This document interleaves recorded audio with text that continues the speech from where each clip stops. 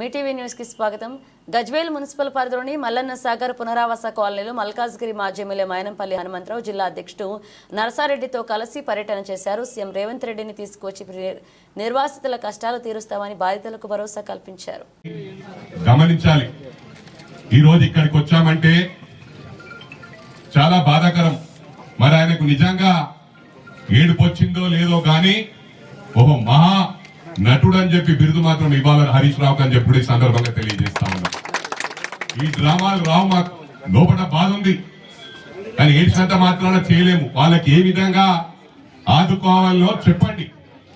మీరు వచ్చి సజెషన్స్ ఇవ్వమని చెప్పి 100 సార్లు చెప్పాము. మేము సజెషన్స్ ఇవ్వకుండా ఇవాళ హరీష్ రావు కేటీఆర్ రాజకీయం చేయబోతా ఉన్నారు.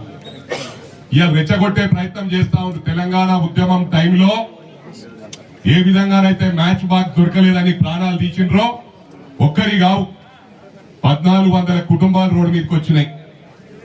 ఒక్కరికొక సాయం చేసిన దాఖలాలు లేవు, వాళ్ళ ఇంటికి పోయిన దాఖలాలు లేవు. ఓన్లీ షోపు టాప్ చేయడము, రాజకీయం చేయడం అలవాటు అయిపోయింది వీళ్ళకి.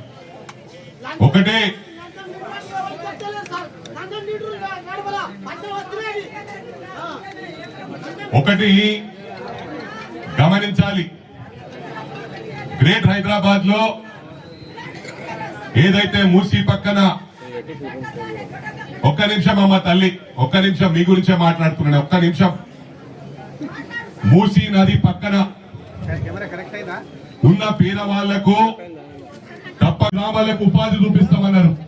వీళ్లకు డబుల్ బెడ్రూమ్ కూడా కంప్లీట్ చేయలే. కొంతమంది రేకుల కొంపల పురుగుల రాత్రి షిఫ్ట్ చేసిండ్రు. ప్యాకేజ్ ఇయ్యలే. 30 లక్షల ఎకరం వాల్యూ ఉంటే రైతన్నలకు ఆయన దామోదరం కూడా పోరాడిండు. వాళ్లకు ఎక్స్గ్రేషియా ఇయ్యాలని. కొంతమందికి 3 లక్షల రూపాయలు కూడా ఇయ్యాలి, అంటే 10% కూడా ఇయ్యలే. 30 లక్షలు ఉంటే 3 లక్షలు కూడా ఇయ్యాలి. అంతేనా? వాస్తవమా కాదా? ఒక మల్లారెడ్డి గారు ఏదైతే వేముల ఘాట్ ఆ విలేజ్ లో ఇల్లు గూడ్ చేస్తే నన్ను చూడడానికి ఎవరు రాలేరు, నా బాధ పంచుకుంటలేరు, ఏ నాయకుడు రాలే అని చెప్పి ఆయన్ని స్థితి వేర్చుకొని చనిపోవడం జరిగింది. చనిపోయినాక కూడా రాలే నా కొడుకులు.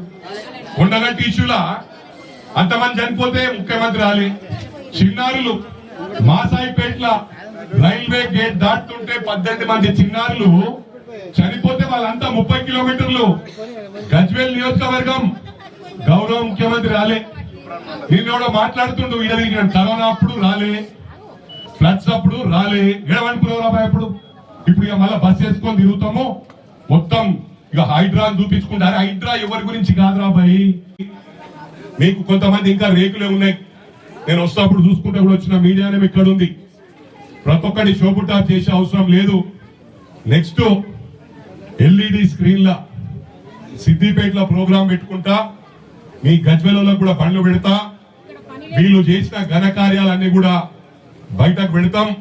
ఇవాళ గౌరవ ముఖ్యమంత్రి ఏంటంటే ఎంప్లాయ్మెంట్ ఏ విధంగా ప్యాసిఫై చేయాలి, వీళ్ళు చేసిన తప్పులు పొరపాట్లన్నీ మళ్ళీ సెటిలైట్ చేసుకోవాలి. ఒక 1 year లో చేసుకొని అభివృద్ధిలో దూసుకుపోదామంటే రాష్ట్రాన్ని డిస్టర్బ్ చేసి మళ్ళీ అప్పుడు తెలంగాణ ఉద్యమం స్టార్ట్ చేసినట్టు ఈ కొడుకులకు అలవాటైపోయింది. బాగా పవర్ లేని బతకరు.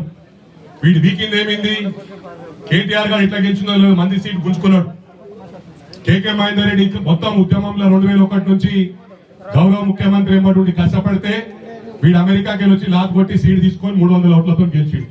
ఆయన ఇండిపెండెంట్ లో పడ్డా కేకే మహేందర్ రెడ్డి బ్రహ్మాండంగా ఫైట్ ఇచ్చిండు. ఈ నా కొడుకులతో తట్టుకోలేక ఉన్న పైసలన్నీ అమ్ముకున్నాడు, రోడ్డు మీదకి వచ్చేసి.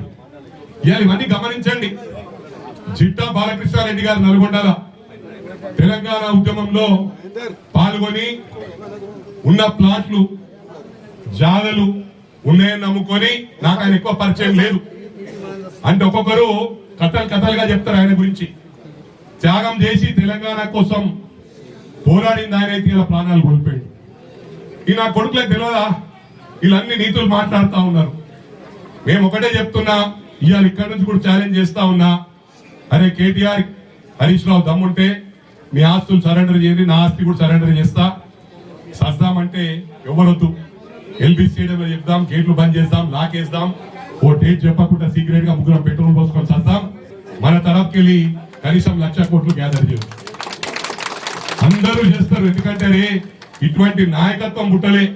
ఇవాళ ప్రజల కోసం వీళ్ళు ప్రాణాలు కోల్పోయినంటారు, మంచి పేరు వస్తారు. అరే నా స్టాచ్యూ పెట్టకున్నా పర్లేదు, బావ గాంధీ బొమ్మడి గాంధీ 2 స్టాచ్యూలు పెట్టిస్తాం తెలంగాణ, అది కూడా ట్యాంక్ బండ్ మీద పెట్టిస్తా అని చెప్పి కూడా ఈ సందర్భంగా తెలియజేస్తూ